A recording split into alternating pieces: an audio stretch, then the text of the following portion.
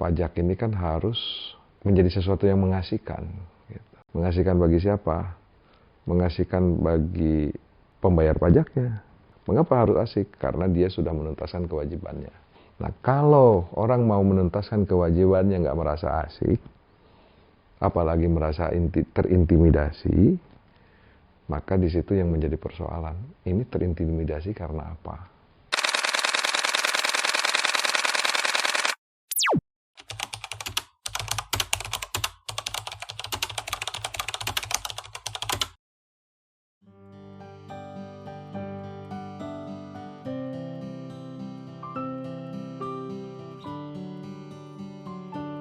Yang menarik dari UD Pramono itu adalah ketika sebuah entitas usaha tiba-tiba misalnya ya, kalau benar dia menutup usahanya, nah ini yang menjadi hal menarik bagi Ombudsman. Karena satu, tidak mudah loh untuk mengembangkan usaha. Terus yang kedua, usaha yang dia kembangkan juga kan memberikan benefit bagi orang lain. Nah, jadi ketika ada penghentian seperti ini, maka efeknya bukan hanya saja usaha dia yang berhenti, tetapi akan ada multiplier efek terhadap supplier-supplier dia yang nanti bisa saja menjadi tidak ada tempat untuk memasarkan produknya. Nah, itu yang menarik.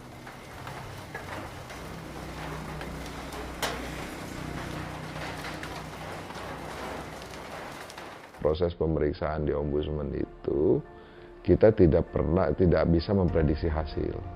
Tapi yang jelas, prosedur itu harus ditaati. Nah, kita buktikan saja, misalnya, apakah dalam proses pemeriksaan di kasus Pak Pramono ini ada prosedur yang dilanggar atau tidak.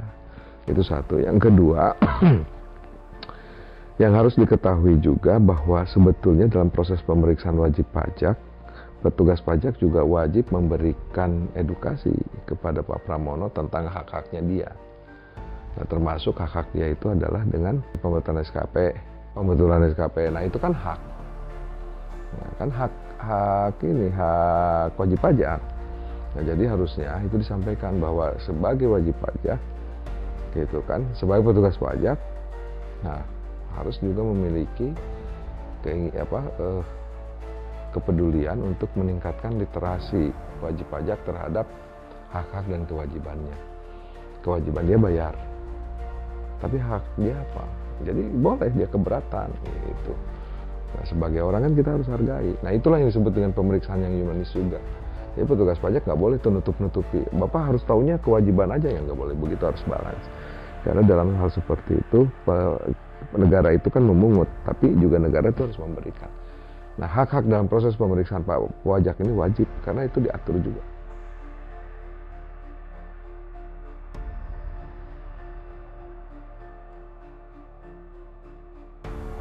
Petugas pajak sebagai aparatur penyelenggara negara dan pemerintahan yang memiliki tugas dalam memungut pajak, dalam bekerjanya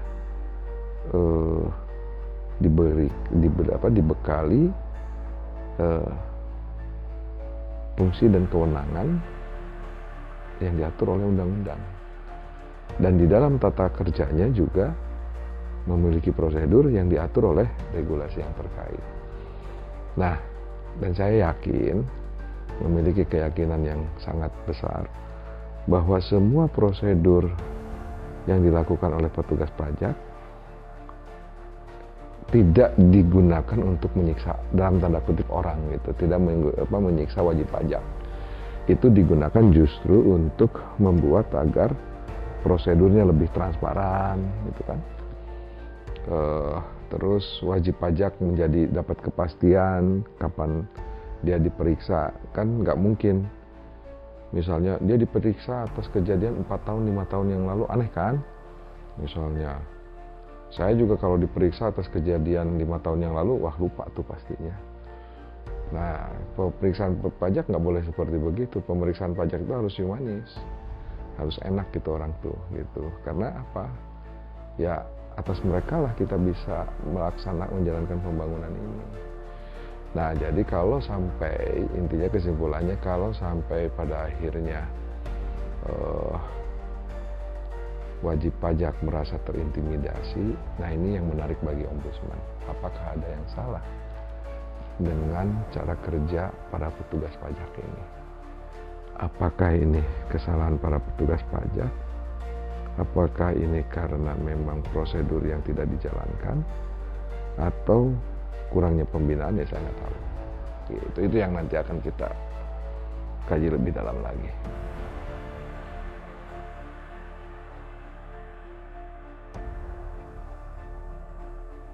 Yang jelas ini, ombudsman itu kan ada dua mekanisme. Tapi yang jelas harus berdasarkan willing daripada pelapornya itu sendiri. Dia melapor ke ombudsman boleh. Nah, kalau dia nggak mau melapor ombudsman masuk melalui investigasi. Tapi kan buat apa juga kalau yang bersangkutan tidak mau. Nah, tetapi kan begini, bagi ombudsman tidak ada masalah. Tahu ombudsman juga sekarang kan sedang menangani banyak kasus pajak. Nah, ini adalah contoh. Kalau besok misalnya Pak Ude Pramono nggak mau, nah ini merupakan salah satu contoh bahwa tidak semuanya persoalan pajak itu bisa diselesaikan. Nah, harapan saya sebetulnya organisasi-organisasi itulah fungsinya organisasi. Jadi kalau ada organisasi-organisasi yang bisa mengadvokasi, sebetulnya itu merupakan bagian penting. Kenapa? Karena bisa jadi orang itu nggak mau melapor itu karena capek, jenuh, atau dia sudah beranggapan buat apa saya melapor, toh keadilan juga akan menjauh. Nah ini kan, nah itulah fungsinya ada organisasi, itulah fungsinya ada ombudsman untuk memverifikasi apakah keadilan itu bisa lebih mendekati dan dinikmati oleh masyarakat.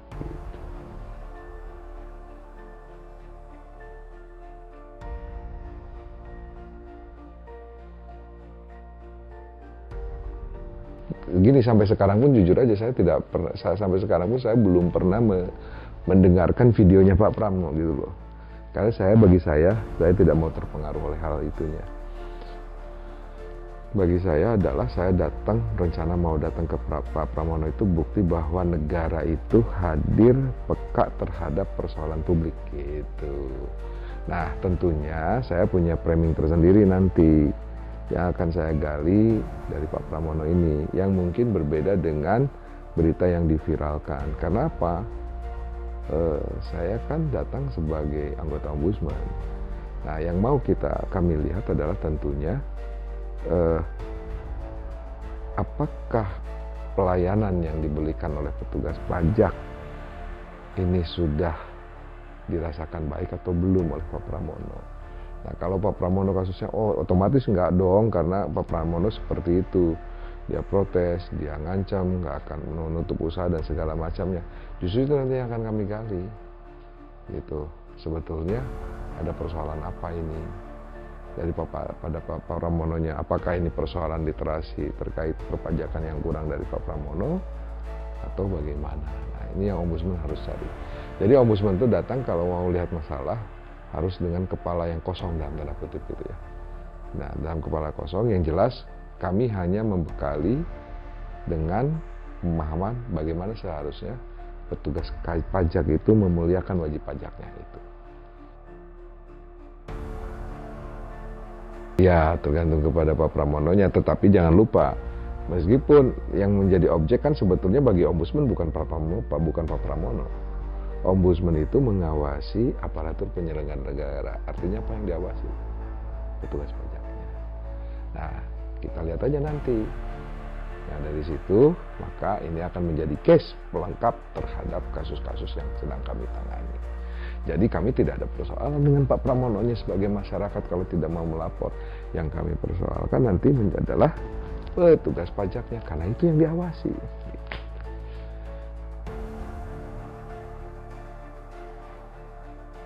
Jadi pajak itu memang untuk pembangunan ya. Jadi kalau pajaknya besar ya pembangunannya tetap luar biasa. Jadi ya saya juga bangga kalau diambil pajaknya besar. Jadi ya juga bangga, tapi adil. Berapapun tidak masalah, asalkan adil.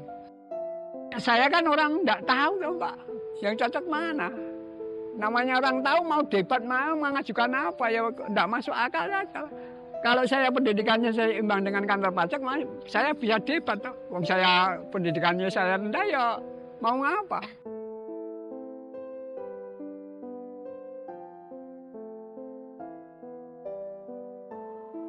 Permintaan kan yang gampang lah, masalah pajak itu. Beban saya berapa, tanggung jawab berapa gitu.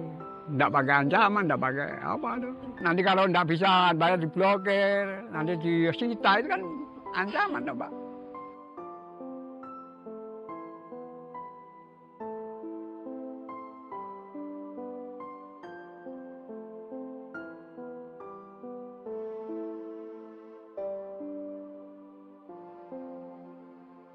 Hal biasa itu enggak rahasia.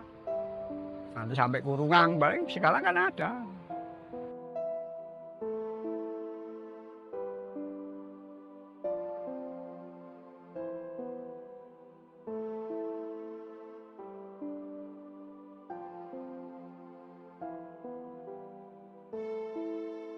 Mau melawan gimana?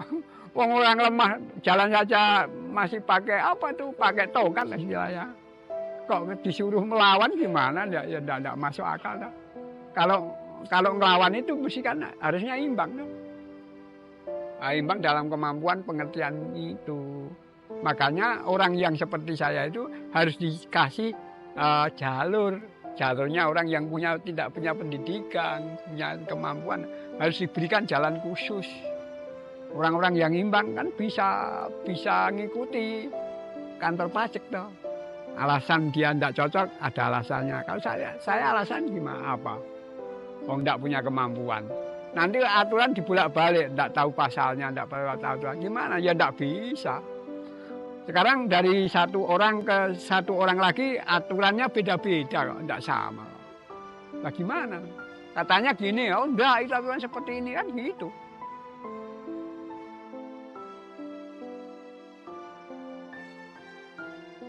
Porsi-porsi kemampuan masyarakat harus dimanfaatkan semaksimal sesuai dengan kemampuan kan gitu. Jadi masyarakat kemampuan seperti saya kan dagang, punya kemampuan. Administrasi saya nol. Nah inilah yang harus dilindungi. Ketidakmampuan ini harus dilindungi. Kelebihan ini harus dimanfaatkan kan gitu. Jadi kalau dari saya jadi pengusaha saya harus sekolah begini kan belum pasti bisa lah. Apakah saya sekolah ini besok usaha saya tetap berhasil kan belum pasti.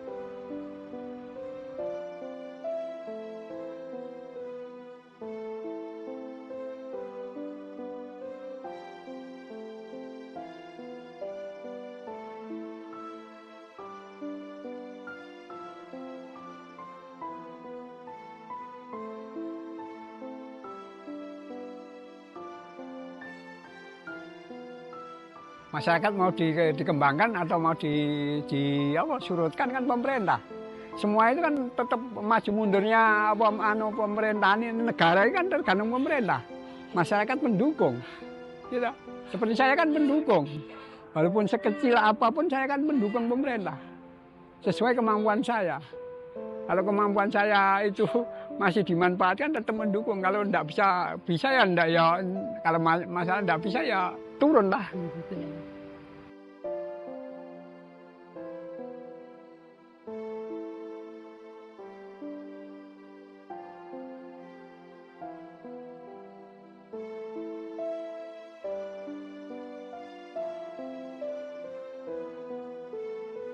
Semua masih normal. Yang enggak normal cuma SP.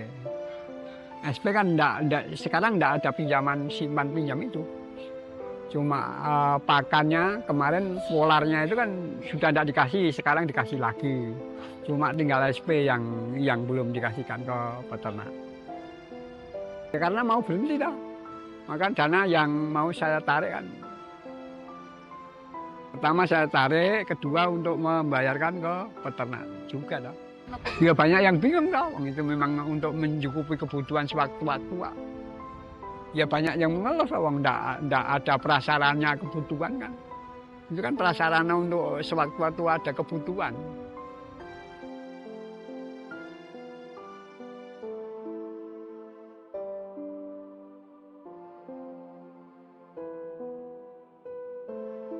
memberikan kesempatan pada masyarakat untuk mendukung program pemerintah biar masyarakat meningkatkan ekonomi. Kalau ekonomi masyarakat kuat, negara pun juga kuat.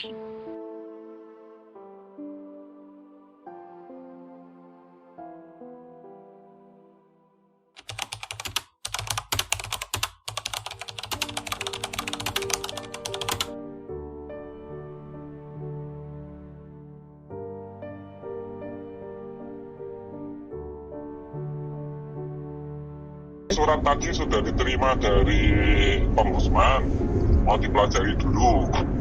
Intinya itu juga salah satu hal yang dipertimbangkan karena kan bisa disinyalir memang ada maladministrasi. Ketika nanti sudah diteliti ada dua hal yang dijalankan. Satu memang kaitannya dengan itu tadi.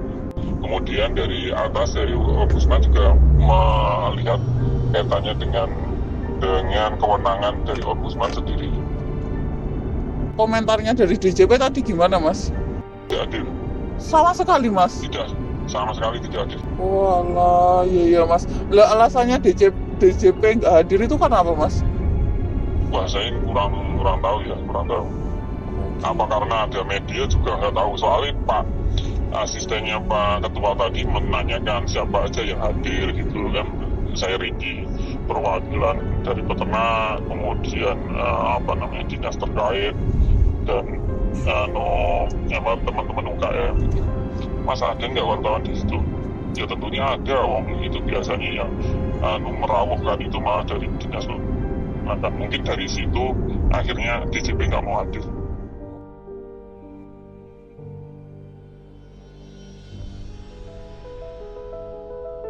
Kami KUD Mojosongo juga pernah kena blokir pajak. Itu di tahun 2022, Mbak.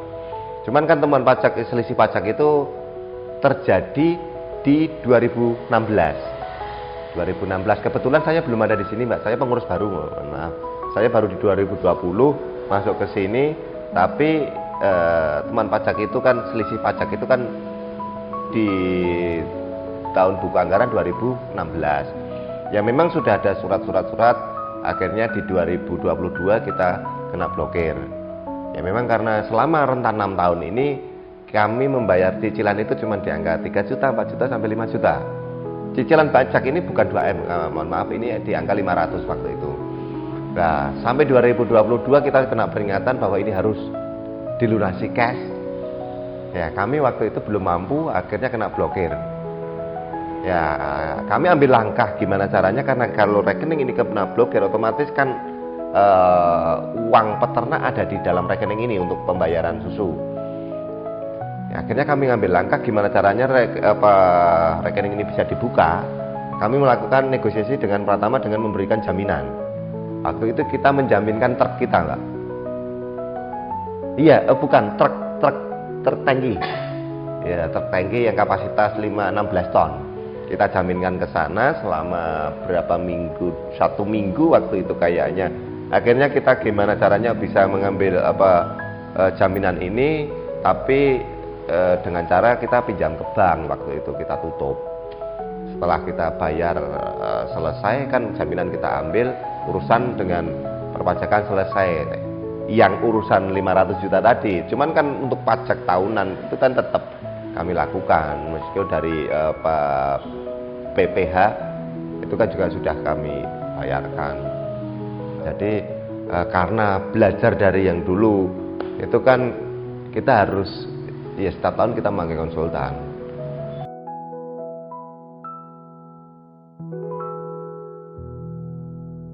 Ya, dengan kesadaran sendiri itu mengakui itu, dan nggak eloknya bahwa kita mengakui kita salahnya kan belum terbukti pidana, baru lalai, tapi ancaman bisa jadi pidana gitu. Cara-cara seperti itu kan seperti diintimidasi ya, jadi kan membingungkan. Saya tahu ini ada kesalahan kita lalai kan artinya masih bisa dikasih kesempatan dong kalau kita memang giat bayar. Iya. Dan kesempatan dan dua, artinya dikasih waktu, malah kalau boleh jangan dikatakan denda lah kan gitu. Nah ini kelihatannya trik banget. Lalu saya bilang, Saya pun sebetulnya gimana ya, kan saya lihat dinamika pajak ini, peraturan perundang-undangan ini luar biasa. Perubahan yang begitu cepat, sosialisasi pajaknya yang kurang, menyebabkan saya jadi lalai gitu. Oke. Tindak pidana pajak Senilai 12 miliar. 12 miliar. Sehingga dia harus membayar ke negara 12 miliar. 12 miliar. Tapi oleh oknum pajak diajak Ya, berdamai. Diajak berdamai. Kemudian diajak berdamainya dia diminta berapa? Kata kerabat saya itu dia bilang bagi 2 aja. Jadi 12 miliar kan jadi berarti jadi 11. 11 berarti 6 ke oknum tersebut. Oke. Dan lebih hebatnya lagi, pajak ini bukan hanya dia kenal satu sama lain, dia kenal sama konsultan pajak yang mantan pegawai pajak. Nah, di sini bisa kong kali kong, bukan hanya soal SKP. Ketentuan pajak antara dia dan wajib pajak. Wajib pajak diwakili oleh konsultan pajak, dibantu oleh pajak yang juga mantan pejabat pajak. Jadi mainnya pada waktu pemeriksaan ya udah saling kenal. Ada interaksi, ada negosiasi, ada ya mutual simbiosis.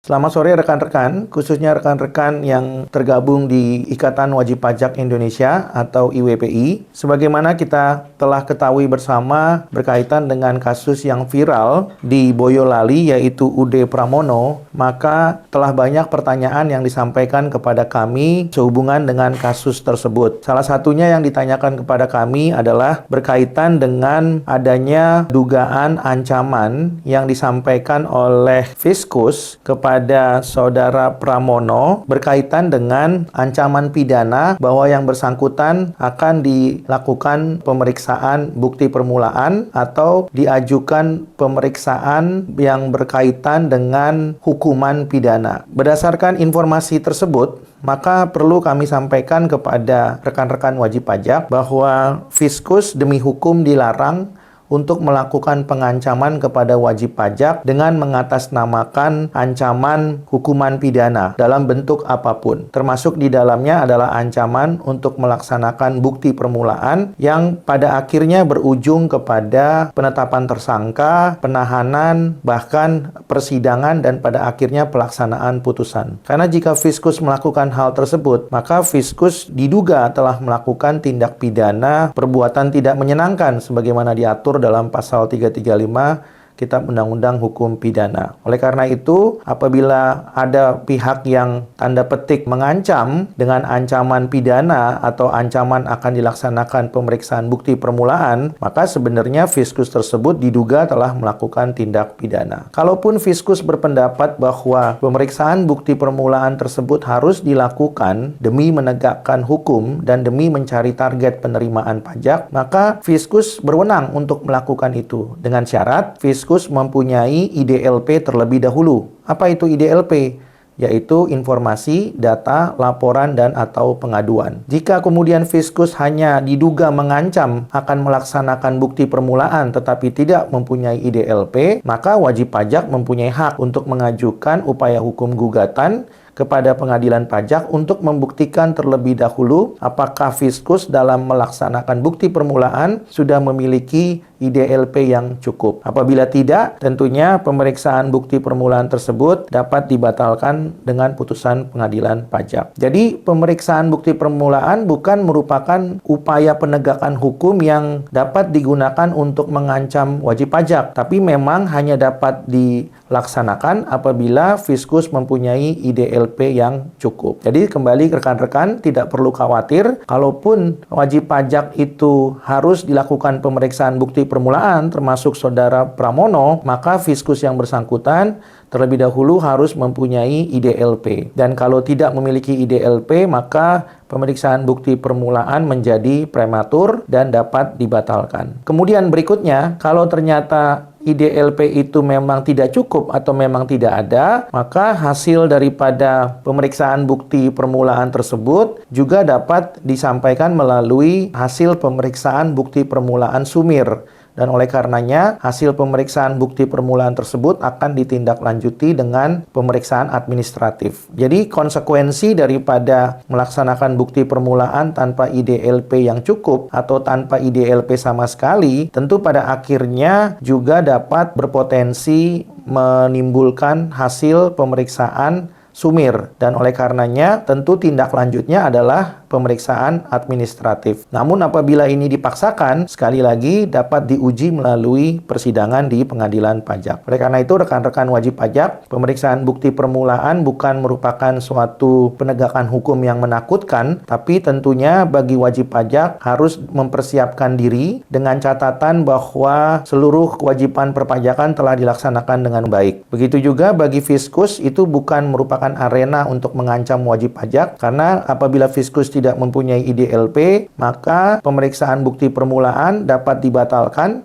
dan dapat ditindaklanjuti dengan pemeriksaan administratif. Dan kalaupun pemeriksaan bukti permulaan itu dilanjutkan, maka konsekuensinya apabila terbukti, wajib pajak hanya disarankan untuk melakukan pengungkapan ketidakbenaran dengan sanksi administrasi 100%. Dengan catatan, apa yang sudah kami sampaikan di awal, yaitu IDLP harus terpenuhi terlebih dahulu. Kemudian ada pertanyaan lagi yang masuk kepada kami, bagaimana dengan dugaan ancaman-ancaman yang disampaikan dari Fiskus kepada Saudara Pramono. Tentu menurut kami berkaitan dengan dugaan ancaman-ancaman tersebut merupakan sesuatu yang tidak seharusnya dilakukan, karena Fiskus tidak perlu melakukan pengancaman. Namun demikian, di satu sisi wajib pajak juga punya hak untuk melakukan upaya administratif maupun upaya hukum, termasuk upaya administratif pembatalan atau pembetulan SKP dan atau STP yang tidak benar. Jadi sekali lagi, seperti yang sudah kami sampaikan tadi di awal, bahwa pemeriksaan bukti permulaan bukan merupakan kiamat di dunia ini, dan tentunya itu bisa dibuktikan dengan ada tidaknya IDLP, dan jika tidak ada, maka pemeriksaan bukti permulaan dapat dibatalkan. Sebaliknya, Fiskus juga tidak perlu mengancam dengan bukti permulaan, tapi memberikan hak bagi wajib pajak untuk menempuh upaya administratif, ya, termasuk pembatalan, pembetulan, dan juga memang keberatan apabila dimungkinkan. Dalam perkara Saudara Pramono, apabila nantinya dapat dibuktikan bahwa penerbitan SKP dan atau STP itu tidak sesuai dengan hukum acara pemeriksaan, misalnya tidak ada penyampaian SPHP atau tidak ada pembahasan akhir hasil pemeriksaan, maka ini juga berpotensi untuk dapat membatalkan SKP dan atau STP yang bersangkutan. Kemudian yang terakhir yang ditanyakan kepada kami adalah apakah peradilan pajak itu sama dengan peradilan umum, ya, dan bagaimana mengetahui track record praktisi perpajakan yang biasa beracara di luar dan di dalam pengadilan agar dapat memberikan layanan kepada wajib pajak. Perlu kami sampaikan kepada rekan-rekan wajib pajak bahwa peradilan pajak berbeda dengan peradilan umum, karena peradilan pajak adalah peradilan khusus di bawah peradilan TUN atau Tata Usaha Negara. Dan perlu kami sampaikan juga bahwa tidak semua kuasa hukum di pengadilan pajak itu adalah pengacara pajak. Namun pengacara pajak itu pasti kuasa hukum di pengadilan pajak. Oleh karena itu, rekan-rekan perlu menanyakan apakah yang bersangkutan atau praktisi tersebut adalah pengacara pajak. Karena pengacara pajak itu bukan hanya bisa beracara di pengadilan pajak, tapi juga bisa beracara di Mahkamah Agung dalam konteks mengajukan permohonan peninjauan kembali atau mengajukan memori PK, atau sebaliknya mengajukan kontra memori PK. Dan pada saat yang bersamaan, pengacara pajak juga dapat menjadi penasehat hukum di peradilan umum, khususnya di pengadilan negeri dalam konteks penanganan perkara pidana pajak. Jadi oleh karena itu, kami sarankan kepada Saudara Pramono dan rekan-rekan wajib pajak yang lain untuk mencari pengacara pajak, ya, bukan kuasa hukum di pengadilan pajak. Dan tentunya kami sarankan bagi mereka yang mempunyai jam terbang yang bisa dilihat dari track recordnya, bukan hanya dari perkaranya di luar pengadilan pajak, tapi juga perkara-perkara yang ditangani di dalam pengadilan pajak. Dan itu bisa dilihat dari berbagai macam kasus yang pernah ditangani dan yang mungkin pernah rekan-rekan lihat di YouTube misalnya, atau di media sosial lainnya,